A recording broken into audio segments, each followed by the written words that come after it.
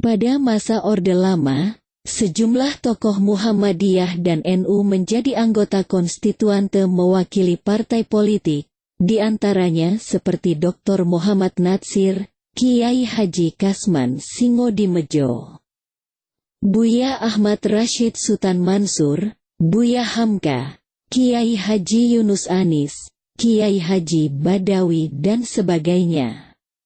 Pada tahun 1956 sampai tahun 1959 terjadi suatu peristiwa bersejarah yang monumental di tanah air kita. Saat itu terjadi sidang Majelis Konstituante yang membahas masalah dasar negara. Yang menonjol adalah pertarungan faksi nasionalis Islam, faksi Islam, dan faksi nasionalis sekuler. Faksi sekuler. Faksi Islam diwakili Mas Jumi, NU dan lain-lain. Sedang faksi sekuler diwakili PNI, PKI dan lain-lain. Perdebatan berlangsung seru dan keras, tapi damai. Tidak terjadi perkelahian fisik di sana. Sayangnya perdebatan intelektual itu diakhiri oleh Presiden Soekarno. Soekarno mungkin melihat bahwa perdebatan terlalu bertele-tele dan lama. Atas usulan TNI dan beberapa ulama, Soekarno akhirnya mengeluarkan dekret Presiden tanggal 5 Juli tahun 1959. Di mana salah satu isinya yang penting adalah Piagam Jakarta menjiwai UUD dan merupakan satu kesatuan yang tidak terpisahkan. Kali ini, kita mengutip pidato dari Buya Hamka di Majelis Konstituante, 1957, yang sangat menarik untuk dicermati. Silakan menikmati, berbeda dalam mencari kebenaran. Berkata Buya Hamka dalam pidatonya. Islam tidak berkhianat. Saudara Ketua, ada pula anggota yang terhormat berkata, barang siapa yang hendak menukar Pancasila dengan dasar lain, adalah dia berkhianat kepada arwah pemimpin-pemimpin yang terdahulu.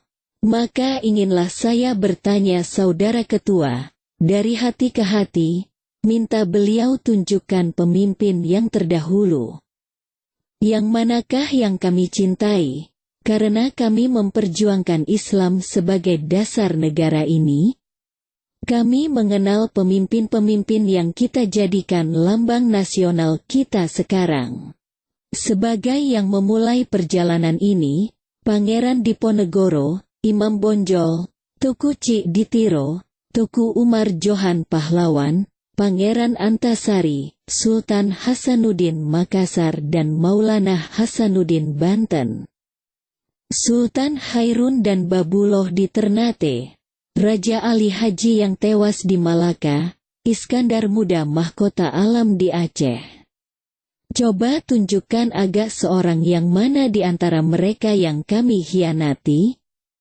Trunojoyo dan Karaenggale Songkah, Untung Surapati atau yang lain, tunjukkan agak seorang, katakan baik-baik, yang mana yang kami hianati? Jika ada, dan dapat saudara menunjukkan buktinya. Dari segi sejarah dan ilmiah, kami akan kembali ke pangkalan dan surut kepada kebenaran. Apa yang kami khianati itu? Sultan Abdul Hamid Diponegoro yang bergelar Khalifatul Muslimin dan Amirul Mukminin, yang terang-terang di hadapan Gubernur Jenderal de Kock menyatakan bahwa beliau hendak mendirikan sebuah kerajaan Islam di tanah Jawa ini? Apakah kami mengkhianati tuanku Imam Bonjol, yang nama kecilnya Ahmad Syahab dan gelar waktu mudanya Peto Syarif dan di waktu tuanya mualim besar dan imam dalam peperangan di Bonjol, yang ingin hendak membentuk masyarakat dan negeri berdasar Islam di alam Minangkabau, adat bersendi syara bersendi kitabulah. Apa yang kami khianati itu Tuku Cik Ditiro? yang menamai tentara gerilya menentang penjajahan Belanda dengan nama Muslimin dan memerintahkan seorang anggota stafnya mengarang syair perang salib disiarkan di seluruh Aceh dan memberikan semangat bagi perlawanan Teuku Umar Johan pahlawan, pemimpin yang mana yang kami hianati saudara ketua. Apakah Raja Aji yang tewas bertempur dengan Belanda di pantai Malaka, yang seketika itu tewas? Kitab Dalailul Khairat, pujaan kepada Rasulullah ada dalam tangan beliau yang kiri dan Badik Bugis ada di tangan kanannya. Apakah kami mengkhianati Cokro Aminoto, guru dari Bung Karno? Pemimpin yang mula-mula mengadakan Kongres Nasionalis di Bandung ini? Barangkali yang menuduh kami berkhianat itu ketika saya baca ini. Melayang pikirannya kepada pahlawan kita di Maluku ada Patimura. Maka bertanyalah saya kepada yang menuduh kami khianat itu, dapatkah kita menyingkirkan guru dari Patimura? Laksana Kiai Maja dari Diponegoro, yaitu syahid. Perintah beliaulah yang selalu menghembuskan semangat syahid ke dalam telinga Patimura. Walaupun Patimura belum jelas seorang Islam dan sama-sama naik tiang gantungan berdua.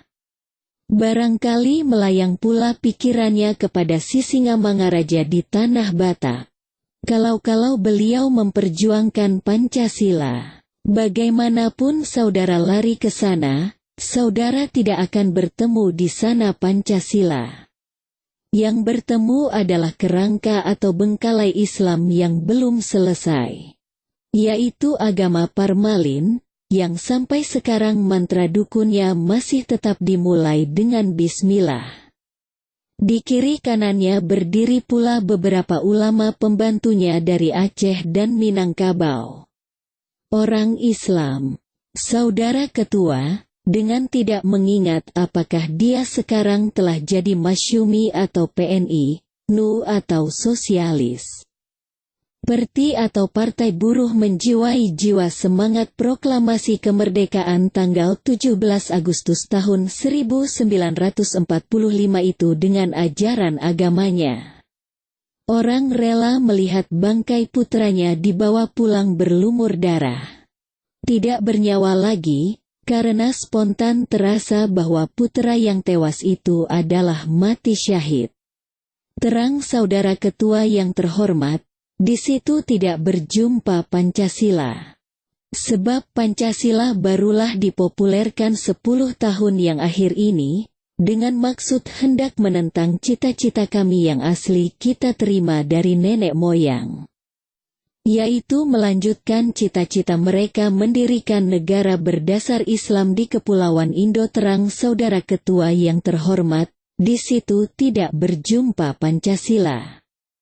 Sebab Pancasila barulah dipopulerkan 10 tahun yang akhir ini, dengan maksud hendak menentang cita-cita kami yang asli kita terima dari nenek moyang. Yaitu melanjutkan cita-cita mereka mendirikan negara berdasar Islam di Kepulauan Indonesia ini, lebih besar, lebih bersifat nasional dari yang mereka telah mulai waktu itu.